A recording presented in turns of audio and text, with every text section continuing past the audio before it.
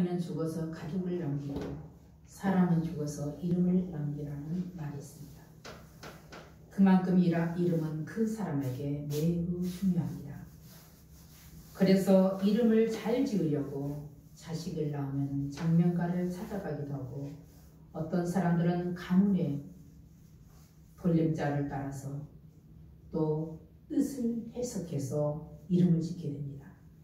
그만큼 사람에게 있어서 이름은 그 사람의 신분이라 가문의 업적을 후대까지 알려주는 중요한 단서가 되기도 합니다.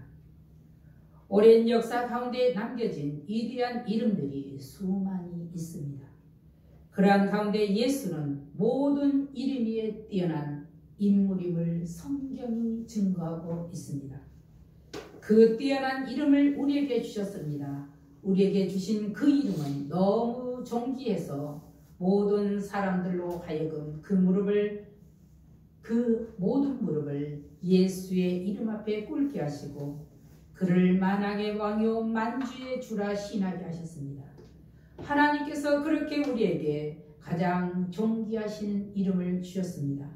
그 이름은 첫째 그리스도이십니다. 18절 우리 한번 읽어봅니다. 18절. 예수 그리스도의 나심은 이러하니라. 그의 어머니 마리아가 요셉과 약혼하고 동거하기 전에 성령으로 잉태된 것이 나타났더니. 히브리어 메시안, 히브리어는 그리스도가 메시아입니다. 헬라어는 크리스토스, 하나님으로부터 기름 부음을 받았다는 뜻입니다. 바로 복음입니다. 복음은 인간에게 주시는 하나님의 메시지로 기쁜 소식입니다. 하나님의 말씀인 복음은 하나님께서 그의 아들 독생자 그리스도의 성육신과 지상의 거하심과 이적과 고난 그리고 죽으심과 부활 속에 담겨있는 죄인들의 구원입니다. 좀 더 자세하게 말하자면 하나님의 주권적인 섭리에 의해서 하늘을 타고 역사 속에 오셔서 자기 백성을 하나님의 말씀으로 양육하고 다스리며 그들을 구원하시기 위하여 선택되어 기름 부음 받은 자입니다. 그래서 예수께서는 내가 곧 길이요 진리요 생명이니 나로 말미암지 않고서는 아버지께로 올 자가 없느니라고 하셨습니다. 구약에서는 기름 부음을 받은 자는 선민 이스라엘을 다스리는 왕과 인간과 하나님을 중재하는 제사장과 그리고 하나님의 뜻을 인간에게 전하는 선지자에게 기름을 부었습니다. 이 세 가지를 다 갖춘 그분에 대해 예언하기를 이사야 선지자는 이사야 7장 14절에 그러므로 주께서 친히 징조로 너희에게 주실 것이라. 보라 처녀가 잉태하여 아들을 낳을 것이요 그의 이름을 임마누엘이라 하리라. 마태복음 1장 23절에는 보라 처녀가 잉태하여 아들을 낳을 것이요 그의 이름을 임마누엘이라 하리라 하셨으니 이는 번역한즉 하나님이 우리와 함께 계시다 하니라. 실로 동정녀 마리아를 통해 태어나실 그분은 인류의 구원을 담당한 그리스도였습니다. 그리스도께서는 구약의 여러 인물들을 계승하여 우리의 영원하신 왕으로 기름 부음을 받으신 것입니다. 이렇게 마태복음에는 구약 성경이 128이나 인용되고 있습니다. 서수에서부터 아브람과 다윗의 자손 예수 그리스도의 계보라 그랬습니다. 1장 1절에 아브람과 다윗의 자손 예수 그리스도의 계보라.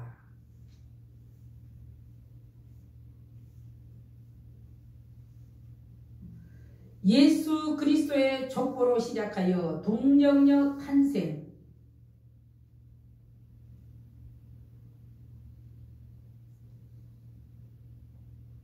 죽음 등에 관해 인용함으로써 예수가 바로 구약에서 예언된 메시아임을 밝혀주고 있습니다.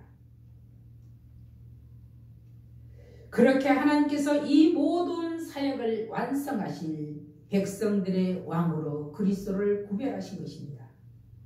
이처럼 한량없는 하나님의 능력으로 보이신 자를 구별하여 존귀하신 이는 바로 예수 그리스도라고 부르신 것입니다.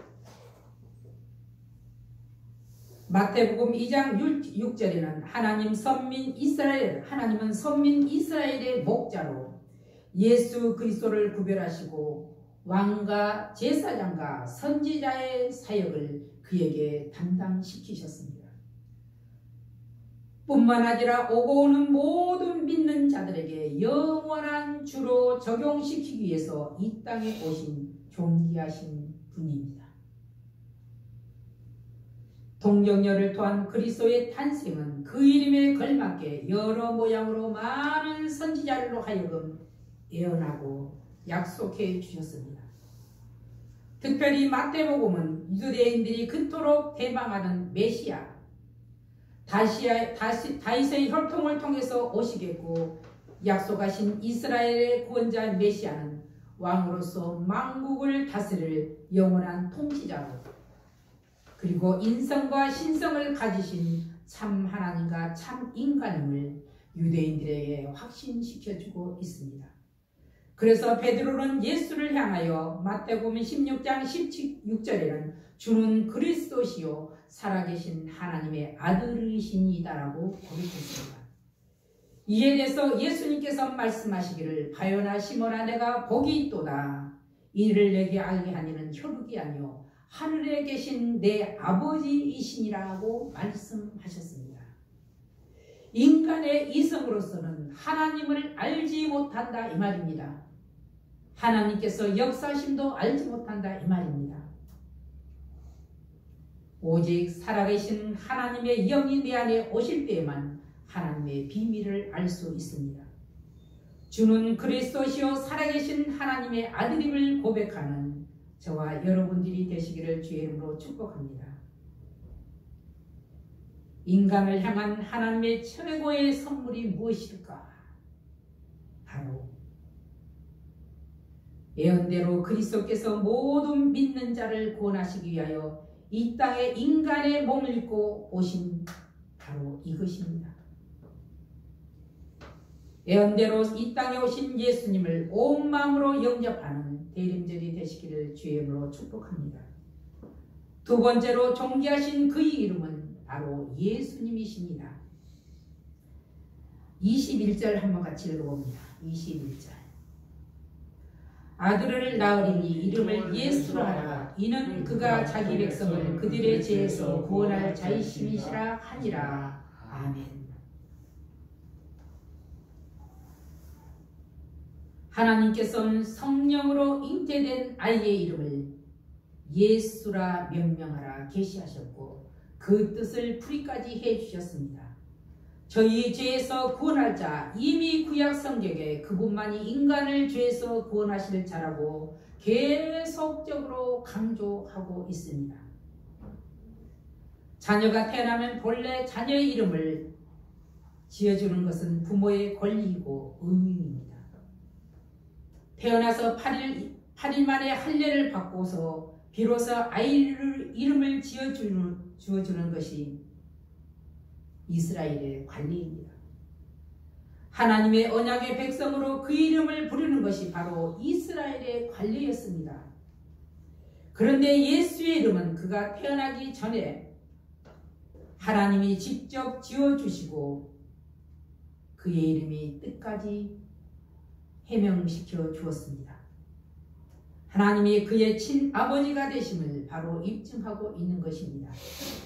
창세기 3장 15절을 보면 내가 너로 원수가 되게 하고 내 후손도 여자의 후손과 원수가 되게 하리니 여자의 후손은 내 머리를 상하게 할 것이요 너는 그의 발꿈치를 상하게 할 것이라.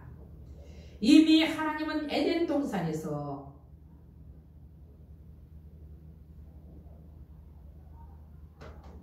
선포하셨고 아브라함과 다윗과 한 언약을 맺으시고 그들의 후손에서 메시아가 날 것을 약속하시고 선포하셨습니다.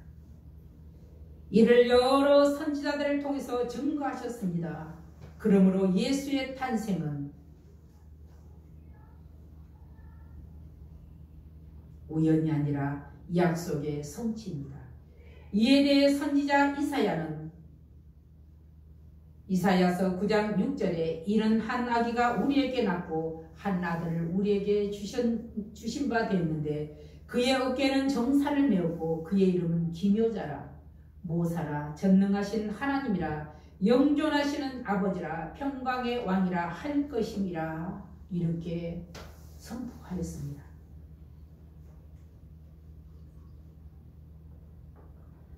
만물의 창조사에게 함께하셨던 인격체이신 성령께서 인간인 마리아에게 신적인 능력을 발휘함으로써 성자 예수 그리스도가 이 땅에 육신하시는 일에 적극 개입하셨다는 것입니다. 그러므로 이 모든 일이 성령으로 된 것은 왜 그랬을까? 바로 죄 없는 완전한 인간의 모습이어야 바로 인간을 구원시키기 때문입니다. 예수는 헬라 이름으로 여호와가 구원하심이라는 그런 뜻입니다. 예수는 유대인들의 보통 흔한 이름입니다.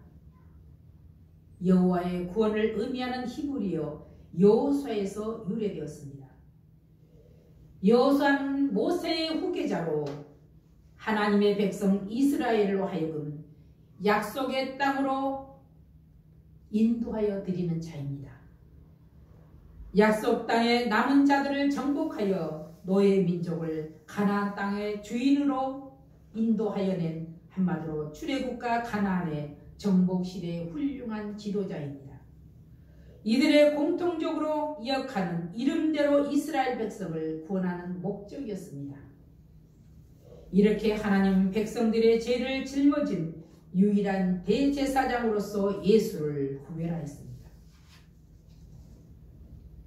궁극적으로 모든 죄에 노예된 상태에서 예수님을 통해 비로소 구원 사역을 완성시키셨습니다. 이렇게 예수께서 구원할 자는 자기 백성들이었습니다. 자기에게 소속된 자들이라는 그런 말입니다. 예수께서는 자기에게 소속된 백성들을 정치적 억압과 질병으로부터 그리고 악한 사단으로부터 이끌어낼 뿐만 아니라 영원한 죄와 죽음으로부터 구원을 의미하고 있습니다. 그런데 그리스도는 구원받을 자기 백성을 이스라엘을 넘어 전 인류로 확산시키셨다는 사실입니다. 그런데 이스라엘은 로마의 지배로부터 벗어나는 정치적인 구원만 바라보고 있었습니다.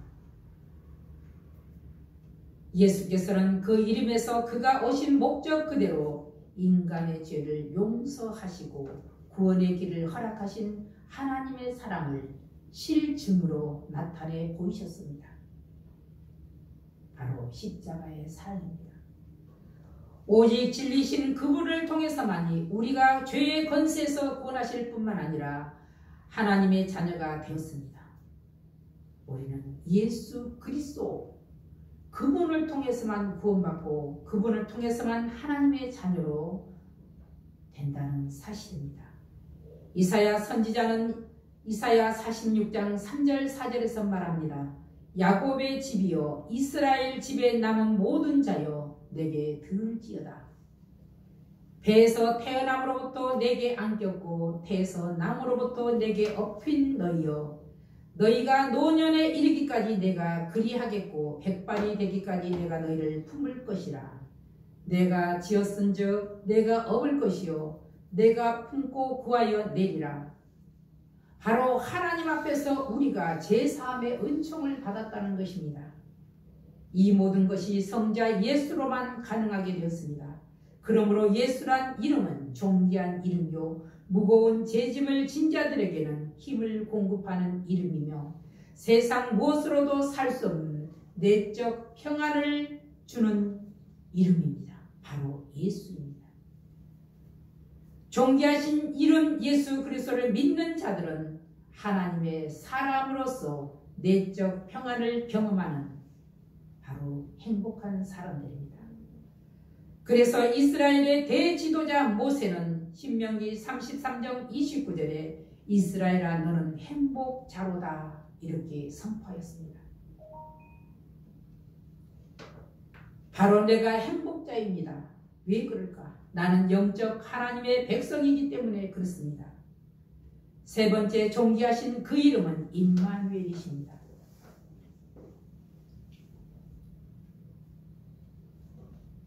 22절, 23절 한번 같이 읽어봅니다. 이 모든 일에 된 것은 주께서 선지자로 하신 말씀을 이루러 하시니 이르시되 보라 처녀가 잉태하여 아들을 낳을 것이요 그의 이름은 임마누엘이라 하리라 하셨으니 이를 보는 간즉 하나님이 우리와 함께 계시다 하니라. 아멘. 그 이름은 사람이 지어준 것이 아니라 하나님이 직접 지어준 이름입니다. 그 이름의 뜻은 하나님이 우리와 함께 한다는 것입니다. 사람이 세상을 살아갈 때 누구와 함께 하는가는 참으로 중요한 일입니다. 그런데 하나님이 우리와 함께 하신다는 것입니다. 하나님이 나와 함께 하신다. 이로써 처녀 마리아에게서 예수님이 태어나신 일은 우연이나 즉흥적인 일이 아니라 하나님의 구속사적 경륜 가운데서 이루어진 것임을 분명하게 밝혀주고 있습니다. 예수님이 태어나시기 전 700년 전에 이사야 선지자는 그러므로 주께서 친히 징조로 너희에게 주실 것이라 보라 처녀가 잉태하여 아들을 낳으리니 그 이름을 임마누엘이라 하리라. 엄청난 일이 일어날 것을 이사야는 예언했습니다. 그 예언대로 하나님이 동정녀 마리아를 통해서 인간의 몸을 입고 이 땅에 오신 예수는 바로 신비이고 기적입니다.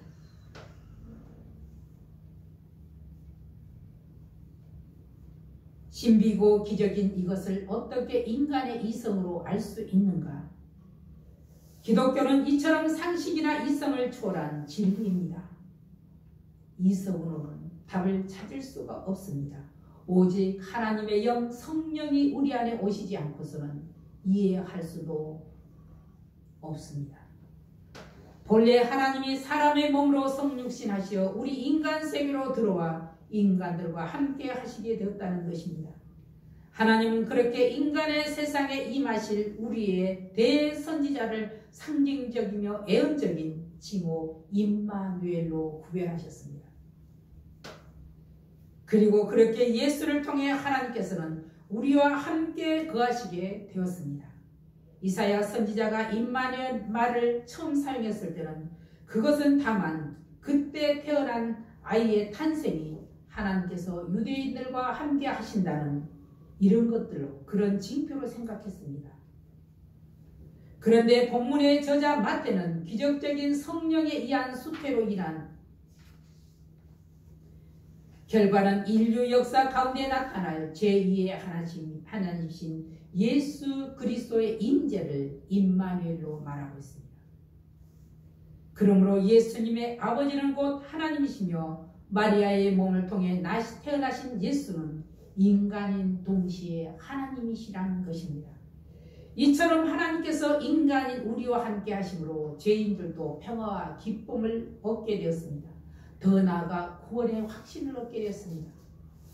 원래 하나님과 동등이신 예수께서는 제2의 하나님으로 자기를 버리시고 세상 가운데 오셔서 겸손히 자기를 낮추사 인간의 구원의 사업을 이루셨습니다. 빌립보서 2장을 보면 잘 기록이 되어 있습니다. 그래서 베드로는 사도행전 4장 12절에 다른 이로서는 구원받을 수 없나니 천하 사람 중에 구원받을 만한 이 다른 이름을 우리에게 주신 일이 없음이라 하였더라. 참으로 구원받을 만한 존귀하신 그 이름은 예수이십니다.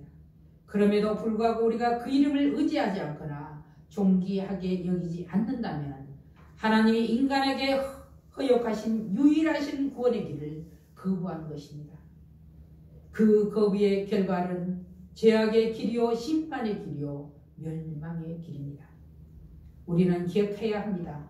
하나님이 임마누엘을 하시는 것을 온전히 순종하는 자들이 있었기에 가능했다는 것이 사실을 이사야 7장 14절에 그러므로 주께서 친히 징조를 너희에게 주실 것이라 보라 처녀가 잉태하여 아들을 낳을 것이요 그 이름을 임마누엘이라 하리라.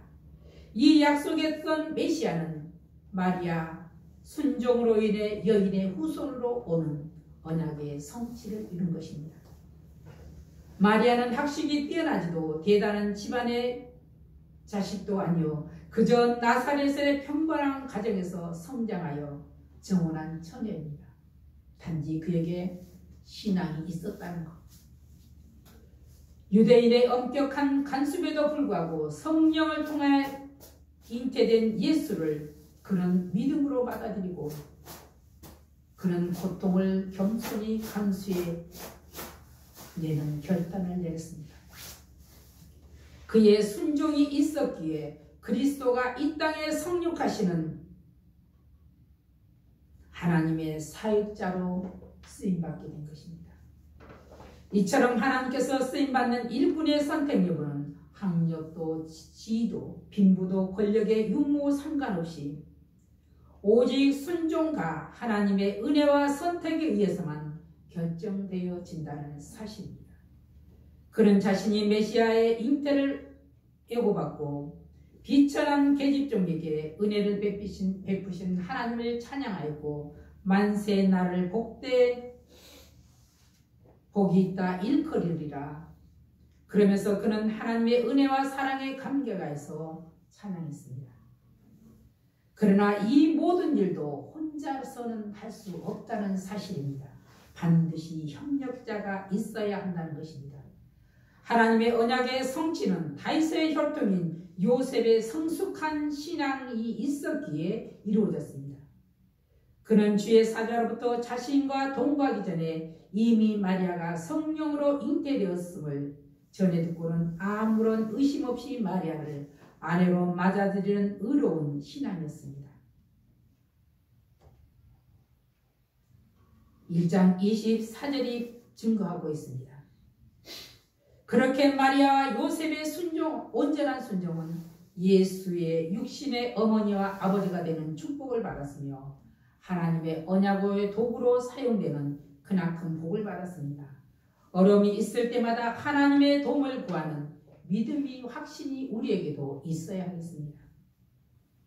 인간의 이성과 각오로 입증될 수 있는 부분만을 믿으려 하는 우리들에게 큰 교훈을 주고 있습니다.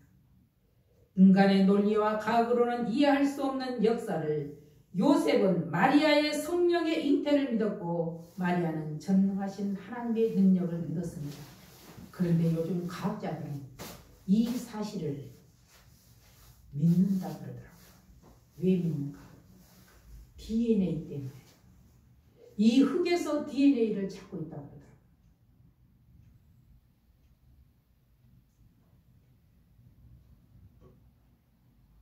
마리아와 요셉은 믿음으로 하나님을 기쁘시게 하였습니다. 믿음이 없이는 하나님을 기쁘게 할 수 없음을 인정하는 대목입니다. 인간적인 생각에 치중하여 전능하신 하나님의 역사하심을 한정시키고 있지는 않은지 오늘 주어진 말씀과 성령으로 나 자신을 조명해 보아야 되겠습니다. 모두가 이 성탄의 계절에 귀하신 이름으로 오신 예수 그리스도를 임마누엘 하나님을 마음껏 찬양하고 축하해야 되겠습니다. 기도하겠습니다. 살아계신 아버지 하나님 감사드립니다. 이 땅의 왕으로 선지자로 제사장으로 오신 예수 그리스도가 낮에 나의 구주임을 고백할 때 참으로 감사하지 않을 수가 없습니다. 주여 이제 저들에게 은혜를 베풀어 주시옵시사 거룩하신 죄으로 충만케 하여 주시옵소서. 예수 그리스도의 이름으로 감사하며 기도하옵나이다. 아멘.